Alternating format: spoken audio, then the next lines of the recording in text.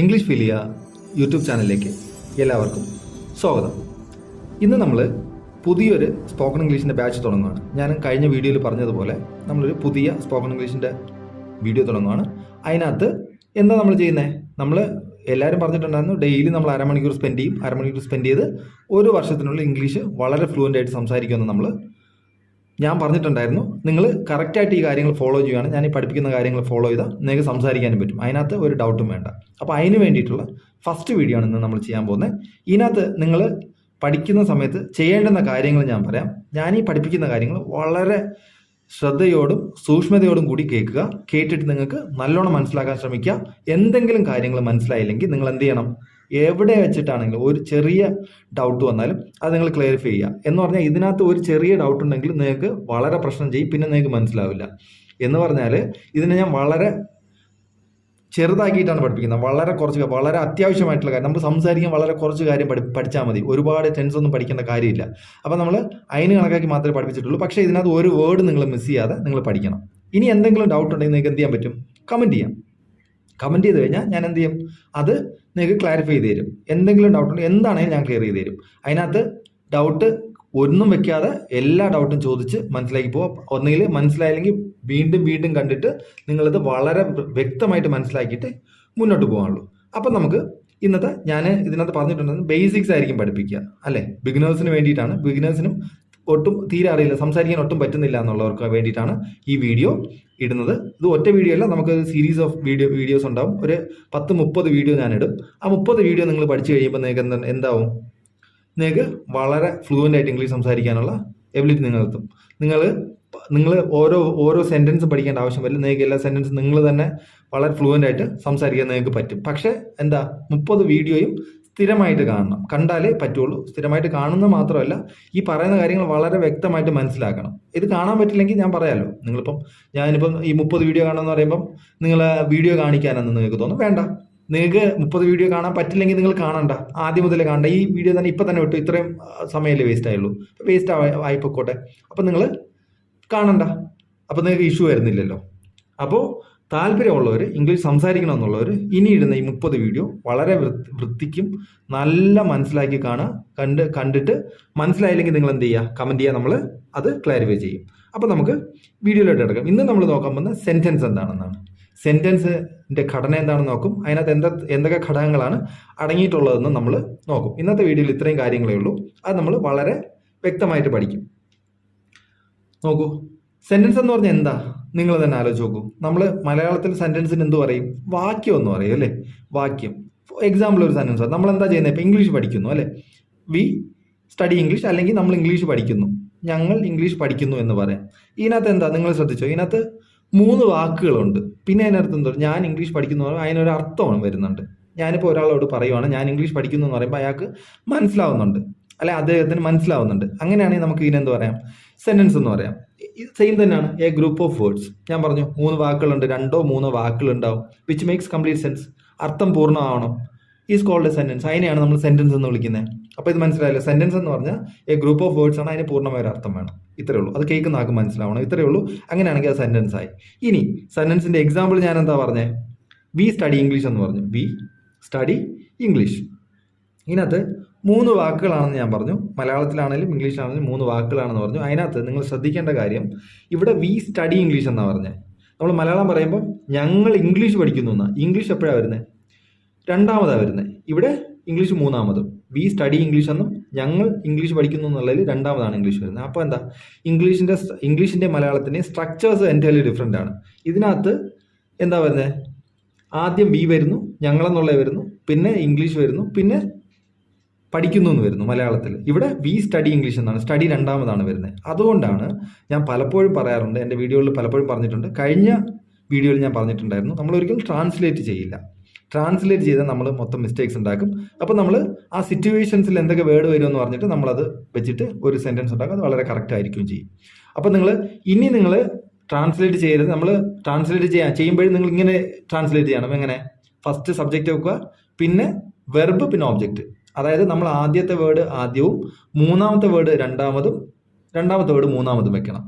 Translate ചെയ്യുകയാണെങ്കിൽ. നമ്മൾ എഴുതുമ്പോഴൊക്കെ ആദ്യം കുറച്ച് ആവശ്യം വരും, പിന്നെ സംസാരിക്കുമ്പോൾ അങ്ങനെ സംസാരിക്കരുത്. സംസാരിച്ച് കഴിഞ്ഞാൽ നമുക്കത് വരില്ല. സംസാരിക്കണമെങ്കിൽ നിങ്ങൾ ഒരിക്കലും ട്രാൻസ്ലേറ്റ് ചെയ്യരുത്, അല്ലാതെ തന്നെ നിങ്ങൾക്ക് സംസാരിക്കാൻ പറ്റും. ഞാൻ ഉറപ്പ് തരാം, നിങ്ങളിത് പഠിച്ചാൽ മതി. ഞാൻ പറയുമ്പോൾ നിങ്ങളങ്ങ് പഠിച്ചാൽ മതി. ഓക്കെ, വി സ്റ്റഡി ഇംഗ്ലീഷ് പഠിച്ചു. പിന്നെ ഇതിനകത്ത് 3 വാക്കുകളാണെന്ന് പറഞ്ഞു അല്ലേ, കംപ്ലീറ്റ് സെൻസും കിട്ടുന്നുണ്ട്, അർത്ഥവും വരുന്നുണ്ടോ എന്ന് നിങ്ങൾക്ക് മനസ്സിലായി. ഇനി ഈ വാക്കുകൾ എന്തൊക്കെയാണ് നമ്മൾ പഠിക്കേണ്ടത്?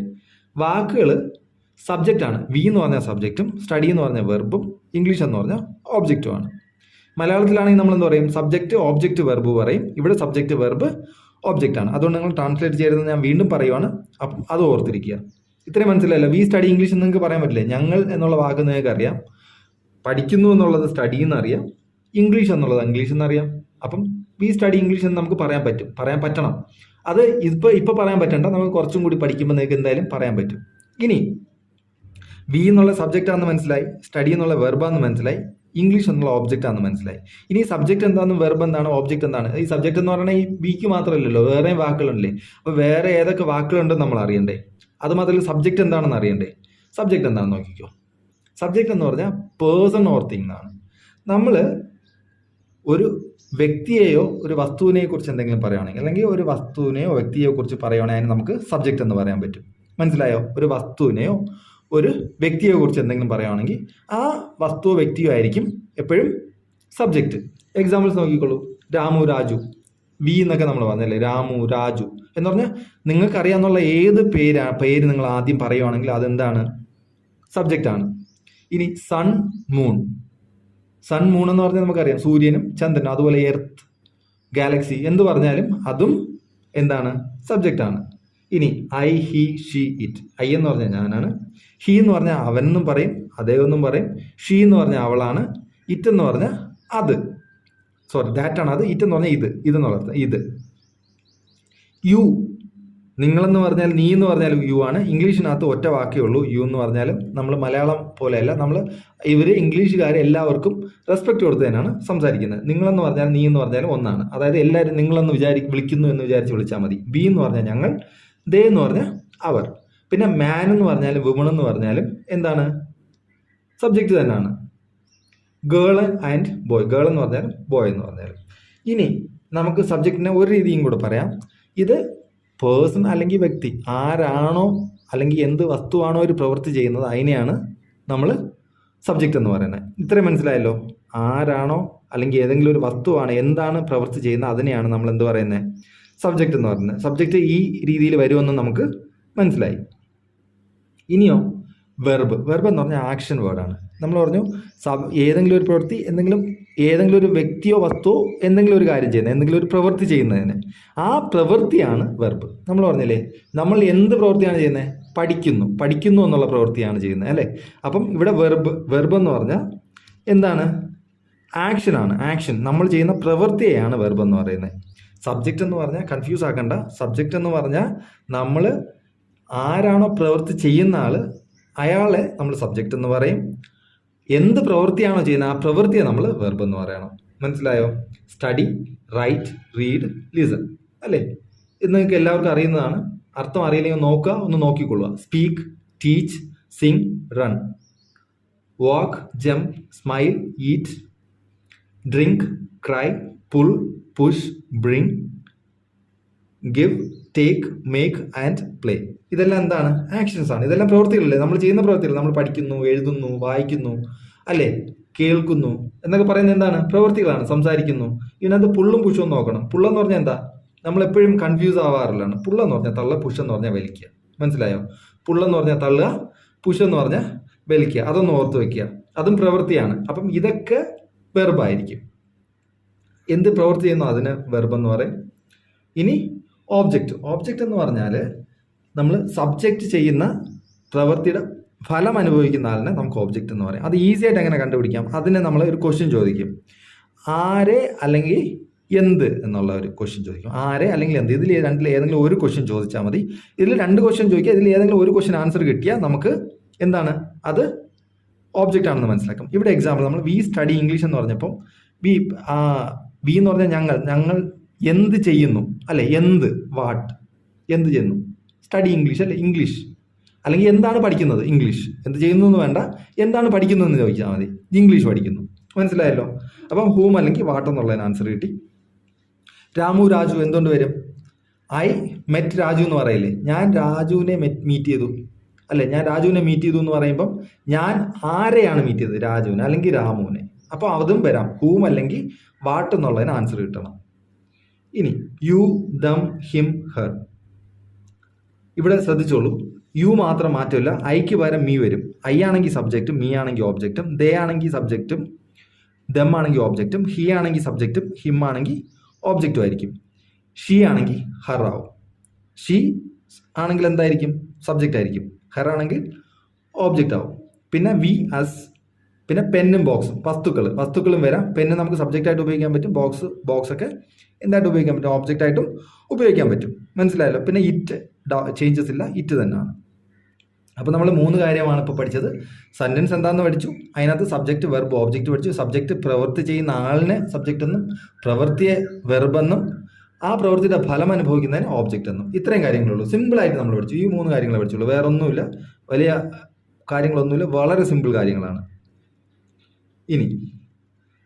ഇനി നമുക്ക് കുറച്ച് എക്സാമ്പിൾസ് നോക്കാം. വി പ്ലേ ക്രിക്കറ്റ് അല്ലേ, അത് നമ്മൾ ആദ്യമേ പഠിച്ചാൽ വി സ്റ്റഡി ഇംഗ്ലീഷിന് പകരം നമ്മൾ എന്ത് പറഞ്ഞു? വി പ്ലേ ക്രിക്കറ്റ് എന്നാക്കി. സിമ്പിൾ അല്ലേ? 3 വാക്കുകൾ. വി എന്നുള്ള ഞങ്ങൾ തന്നെയാണ്. പ്ലേ കളിക്കുന്നു എന്നുള്ളത് നമുക്ക് പ്ലേ അറിയില്ലേ? ക്രിക്കറ്റ് എന്ത് ചെയ്യുന്നു? ക്രിക്കറ്റ് കളിക്കുന്നു. ഇതാണ് നിങ്ങൾ നോക്കേണ്ടത്. ഇനി നമുക്ക് ഈ പ്ലേ, വി പ്ലേ, ഇവിടെ ടെന്നീസാണ് കളിക്കുന്നതെങ്കിൽ ടെന്നീസ് എന്ന ക്രിക്കറ്റിന് പകരം ടെന്നീസ് ആക്കിയാൽ പോരെ? നമ്മൾ ട്രാൻസ്ലേറ്റ് ചെയ്യാൻ നിൽക്കുന്നത് എന്തിനാ? ടെന്നീസ് ആക്കിയാൽ പോരെ? V play tennis, V play chess, V play badminton, എന്ത് വേണമെങ്കിലും പറയാം. വി പ്ലേ ടെന്നീസ്, എന്ത് വേണമെങ്കിലും പറഞ്ഞോ. റഗ്ബി, വി പ്ലേ റഗ്ബി അല്ലേ. ഇനി വി അല്ല, ഞാനാണ് കളിക്കുന്നതെങ്കിലോ ഐ മാറ്റിയാൽ മതി. ഐ പ്ലേ ക്രിക്കറ്റ് അല്ലേ, ഐ പ്ലേ ക്രിക്കറ്റ്. പിന്നെ നീയാണ് കളിക്കുന്നതെങ്കിൽ യു പ്ലേ ക്രിക്കറ്റ് എന്ന് പറഞ്ഞാൽ പോരെ? കഴിഞ്ഞില്ലേ? ഇത്രയേ ഉള്ളൂ. അപ്പം ഇതിനകത്ത് വളരെ സിമ്പിളാണ്. നിങ്ങൾ ഇത്രയും വാക്കുകൾ മാത്രം അങ്ങോട്ടും ഇങ്ങോട്ടും മാറ്റിയിട്ട് എനിക്ക് 2 പുതിയ സെന്റൻസ് നിങ്ങൾ എന്ത് ചെയ്യണം? കമന്റ് ചെയ്യണം അടിയിൽ. 2 പുതിയ സെന്റൻസ്, ഇത് മാത്രം മാറ്റി ഏതെങ്കിലും ഒരു വാക്ക്, നിങ്ങൾ ഇതിന് 3-നകത്തുനിന്നും ഏതെങ്കിലും മാറ്റിയാൽ പറ്റില്ല. പ്ലേ എന്നുള്ളത് മാറ്റി വേറെ ഇട്ടാൽ നമുക്ക് അർത്ഥം മാറും അല്ലേ. നമുക്ക് വേണമെങ്കിൽ പറയാം വി വാച്ച് ക്രിക്കറ്റ് എന്ന് പറഞ്ഞൂടെ? അങ്ങനെയും പറയാം. പ്ലേയും മാറ്റിയിട്ട് പറയാം, വാച്ച് ക്രിക്കറ്റ് എന്ന് പറയാം അല്ലേ. വി വാച്ച് ക്രിക്കറ്റ് പറയാൻ പറ്റില്ലേ? പറ്റും. അപ്പം നിങ്ങൾ ഇതിൽ ഏതെങ്കിലും ഒരു വാക്ക്, ഈ 3 വാക്കിലും ഏതെങ്കിലും ഒരു വാക്ക് മാറ്റിയിട്ട് അർത്ഥം ശരിയാവണം. ഏതെങ്കിലും ഒരു വാക്ക് മാറ്റിയിട്ട് വേറൊരു വാക്ക് വെച്ചിട്ട് നിങ്ങൾ എനിക്ക് 2 സെന്റൻസ്, 2 വാക്കുകൾ മാറ്റി 2 സെന്റൻസ്. മനസ്സിലായോ? ഇപ്പൊ ക്രിക്കറ്റ് മാറ്റണമെങ്കിൽ അടുത്ത പ്ലേ അല്ലെങ്കിൽ വി മാറ്റുക, 2 ഒന്ന് മാറ്റി സെന്റൻസ്. അപ്പൊ നിങ്ങൾക്ക് തന്നെ സെന്റൻസ് ഉണ്ടാക്കാൻ പറ്റും. ഇത് നിങ്ങൾ ഉറപ്പായിട്ടും ചെയ്യണം. ചെയ്താൽ മാത്രമേ നിങ്ങൾക്ക് എന്ത് ചെയ്യാൻ പറ്റുള്ളൂ? കമന്റിൽ ഇട്ടാൽ മതി. നിങ്ങൾ കമന്റിൽ ടൈപ്പ് ചെയ്തിട്ടാൽ മതി. ഇത് ചെയ്ത് കഴിഞ്ഞാൽ നിങ്ങൾക്ക് ഈസി ആയിട്ട് ഇംഗ്ലീഷ് ഇമ്പ്രൂവ് ആവും. ഓക്കെ, അപ്പൊ 2 സെന്റൻസ്. ഇനി ദേ റൈറ്റ്, ഇപ്പൊ തന്നെ പോസ് ചെയ്തിട്ട് നിങ്ങൾ എഴുതുക. ദേ റൈറ്റ് നോവൽസ്. ഇവിടെ ബുക്കാണെങ്കിലോ ദേ റൈറ്റ് ബുക്സ്. കഴിഞ്ഞില്ലേ? ദേ റീഡ് നോവൽസ് എന്ന് പറഞ്ഞൂടെ? ദേ റീഡ് നോവൽസ്. ദേ മാറ്റിയിട്ട് ഐ പറഞ്ഞൂടെ? I write novels, I read novels എന്ന് പറഞ്ഞൂടെ? പറയാം. ഇത്രയേ ഉള്ളൂ. ഇത്രയും സിമ്പിളാണ് ഇംഗ്ലീഷ്. മനസ്സിലായില്ലേ? ഐ ടീച്ച് ഇംഗ്ലീഷ് പറയാം, ഐ ടീച്ച് സ്പാനിഷ് പറയാം, ഐ ടീച്ച് ജർമ്മൻ പറയാം, യു ടീച്ച് ഇംഗ്ലീഷ് പറയാം, യു ടീച്ച് ജർമ്മൻ പറയാം. പിന്നെ യു സ്റ്റഡി പറയാം, you study English, I study English പറയാം. പറഞ്ഞൂടെ? അപ്പോൾ 3 വാക്കുകൾ മാറ്റാം. നിങ്ങൾ ഏതെങ്കിലും ഒരു വാക്ക് മാറ്റി 2 സെന്റൻസ് എനിക്ക് വേണം, എനിക്ക് ഉണ്ടാക്കി നിങ്ങളൊന്ന് ഇതിലിടുക. ഏതിലെ? കമന്റ് ബോക്സിലിടുക, കമന്റിലിടുക. ഇനി I drink coffee. Rama killed Ravana. ഇവിടെ നോക്കൂ, ഇവിടെ നമ്മൾ എല്ലാത്തിലും സബ്ജക്റ്റ്, വെർബ്, ഓബ്ജക്റ്റ് ഉണ്ട്. ഡ്രിങ്ക് എന്ന് പറഞ്ഞാൽ കുടിക്കുക, ടീച്ചർ എന്ന് പറഞ്ഞാൽ പഠിപ്പിക്കുക. നിങ്ങൾക്ക് അതെല്ലാം അറിയാമെന്ന് ഞാൻ വിശ്വസിക്കുന്നു. അതാണ് എടുത്തെടുത്ത് പറയാത്ത. ഇവിടെ വരുമ്പോൾ കിൽഡ് വന്നല്ലേ? നമ്മൾ കില്ലെന്ന് കേട്ടിട്ടുണ്ട്. കിൽഡ് എന്തുകൊണ്ടാണ് വന്നതെന്ന് ഡൗട്ട് വരും. രാമ കിൽഡ് രാവണ എന്തുകൊണ്ടാണ് വന്നേ? പാസ്റ്റ് ടെൻസ് ആയതുകൊണ്ട്. പഴയ കാര്യമല്ലേ? ഇപ്പോഴത്തെ കാര്യമാണോ രാമ കിൽഡ് രാവണ? ഇപ്പോഴത്തെ കാര്യമല്ല. നമ്മൾ ഇപ്പോൾ ചെയ്യുന്ന കാര്യങ്ങളൊക്കെയാണ്, റെഗുലർ ആയിട്ട് ചെയ്യുന്ന കാര്യങ്ങളൊക്കെയാണ് ഇങ്ങനെ പറയുന്നത്. പഴയ കാര്യങ്ങൾ പറയുകയാണെങ്കിൽ കിൽഡ് ഉപയോഗിക്കണം. അങ്ങനെ നമ്മൾ ഇനി പഠിക്കേണ്ടത് വെർബ്, സബ്ജക്റ്റ്, ഓബ്ജക്റ്റ്, വെർബ് നമ്മൾ പഠിച്ചു നല്ലോണം. അതിൻ്റെ ബേസിക്സ് പഠിച്ചിട്ടുണ്ട്. അത് മതി. സബ്ജക്റ്റും ഓബ്ജക്റ്റിനും അത് മതി. അത്രയും കാര്യങ്ങൾ അറിഞ്ഞാൽ മതി. പക്ഷേ പിന്നെയും കുറച്ചുണ്ട്, അത് നമുക്ക് പിന്നെ പഠിക്കാം. ഇപ്പോഴത്തേനും അത് മതി. നമുക്ക് സംസാരിക്കാൻ വേണ്ടി ഇത്രയും പഠിച്ചാൽ മതി. വെർബാണ് ഇനി മൊത്തത്തിലുള്ള കാര്യം. വെർബിനെ കുറിച്ച് ഒരുപാട് നമുക്ക് പഠിക്കാനുണ്ട്. അത് നമ്മൾ ഇന്ന് കുറച്ച് കാര്യങ്ങൾ പഠിക്കും വെർബിനെ കുറിച്ച്. ഓക്കെ, അപ്പം verb it is an action word. ഞാൻ ആദ്യം പറഞ്ഞു അതൊരു ആക്ഷനാണ്, നമ്മൾ ചെയ്യുന്ന പ്രവൃത്തിയാണ് വെർബ് എന്ന് പറയുന്നത്. അതിന് നമുക്ക് 3 ആയിട്ട് തിരിക്കാം. 3 ഫോംസ് ഓഫ് വെർബ് ഉണ്ട്. വെർബിന് നമുക്ക് 3 രൂപങ്ങളുണ്ട്. 3 രൂപങ്ങൾ ഇത്രയും പഠിച്ചാൽ മതി. നമ്മൾ എന്താ പറഞ്ഞ പ്രവൃത്തിയാണ്, നമ്മൾ എന്ത് പ്രവൃത്തിയാണ് ചെയ്യുന്നത് അതിനെയാണ് വെർബ് എന്ന് പറഞ്ഞാൽ പ്രവൃത്തിയെ നമ്മൾ സ്റ്റഡി ആണെങ്കിൽ സ്റ്റഡി, പ്ലേ ആണെങ്കിൽ പ്ലേ, ഗോ ആണെങ്കിൽ ഗോ, വാക്ക് ആണെങ്കിൽ വാക്ക്, അതൊക്കെയാണ് വെർബെന്ന് നമ്മൾ പഠിച്ചു. ഇനി നമുക്ക് ഓരോ വെർബിനും 3 രൂപങ്ങളുണ്ടെന്ന് പഠിക്കണം അല്ലെ. ഓരോ വെർബിനും 3 രൂപങ്ങളുണ്ട്. പ്രസന്റ് ടെൻസും അതിന് നമ്മൾ ആദ്യം പറയുന്നില്ലേ സ്റ്റഡി, ഗോ, വാക്ക്, റൺ എന്നൊക്കെ പറയുന്ന പ്രസന്റ് ടെൻസ് എന്ന് പറയും, അല്ലെങ്കിൽ ബി ഓൺ എന്ന് പറയും, അല്ലെങ്കിൽ അതിനെ ബേസ് ഫോം എന്ന് പറയും. 3 കാര്യങ്ങൾ പറയാം. ബേസ് ഫോം എന്നും പറയാറുണ്ട്, പ്രസന്റ് ടെൻസ് എന്നും പറയാറുണ്ട്, ബി ഓൺ എന്നും പറയാറുണ്ട്. മനസ്സിലായല്ലോ? 3 വേർഡ് ഏത് പറഞ്ഞാലും നമ്മൾ സാധാരണ നമ്മൾ കാണുന്ന വേർഡാണ്. ഇനി രണ്ടാമതൊരു വാക്കുള്ളത് പാസ്റ്റ് ആണ്. അതിന് നമ്മൾ V2 എന്ന് പറയും, പാസ്റ്റ് V2 എന്ന് പറയും. പാസ്റ്റ് പാർട്ടിസിപ്പിൾ ആണെങ്കിൽ V3 എന്ന് പറയും. അപ്പം ബേസ് ഫോം അല്ലെങ്കിൽ പ്രസന്റ് V1, ഇത് 3 ഒന്നാണ്. രണ്ടാമത് പാസ്റ്റിനെ നമ്മൾ V2 എന്ന് പറയാൻ പറ്റും, പാസ്റ്റ് പാർട്ടിസിപ്പിളിനെ V3 എന്ന് പറയാൻ പറ്റും. ഞാൻ ഇനി പ്രസന്റിനെ V1 എന്നും പാസ്റ്റിനെ V2 എന്നും പാസ്റ്റ് പാർട്ടിസിപ്പിളിനെ V3 എന്നേ പറയുള്ളൂ. നിങ്ങൾക്ക് മനസ്സിലായല്ലോ? പ്രസന്റ് ടെൻസും പാസ്റ്റ് ടെൻസും പാസ്റ്റ് പാർട്ടിസിപ്പിൾ ആണെന്ന് മനസ്സിലായല്ലോ? ഇത് V1, V2, V3. V2 എന്ന് പറഞ്ഞാൽ പാസ്റ്റ് ആണെന്നും V3 എന്ന് പറഞ്ഞാൽ പാസ്റ്റ് പാർട്ടിസിപ്പിൾ ആണെന്നും V1 എന്ന് പറഞ്ഞാൽ പ്രസന്റ് ടെൻസ് ആണെന്നും നമുക്ക് മനസ്സിലാവണം. പക്ഷെ നമ്മൾ ടെൻസ് പഠിക്കുമ്പം പിന്നെ കുറച്ച് കൺഫ്യൂഷൻ വരാറുണ്ട്. അതുകൊണ്ടാണ് നമ്മൾ V1, V2, V3 എന്ന് എപ്പോഴേ നമ്മൾ പഠിച്ചു വെക്കുന്നത്. മനസ്സിലായല്ലോ? V1, V2, V3. ഇപ്പോൾ പ്രസന്റ് ടെൻസ് ആണെങ്കിൽ V1 ഉം വെർബിന്റെ പ്രസന്റ് ടെൻസ് വെർബാണ്, മറ്റേ ടെൻസ് കാലം, അത് വേറെ. V1 പ്രസന്റ് ടെൻസ്, വെർബിന്റെ പ്രസന്റ് ടെൻസിനെ V1 എന്നും വെർബിന്റെ പാസ്റ്റ് ടെൻസിനെ V2 എന്നും പാസ്റ്റ് പാർട്ടിസിപ്പിളിനെ V3 എന്നും പറയും. ഇത്രയും ക്ലിയർ ആയല്ലോ? ഇത്രയും ക്ലിയർ ആയില്ലെങ്കിൽ ഒന്നുകൂടെ പോയി കാണുക, ക്ലിയർ ആക്കിയിട്ട് മാത്രം മുന്നോട്ട് പോവുക, അല്ലെങ്കിൽ നിങ്ങൾക്ക് കൺഫ്യൂസ് ആവും, പിന്നെ നിങ്ങൾക്ക് ഒന്നും മനസ്സിലാവില്ല.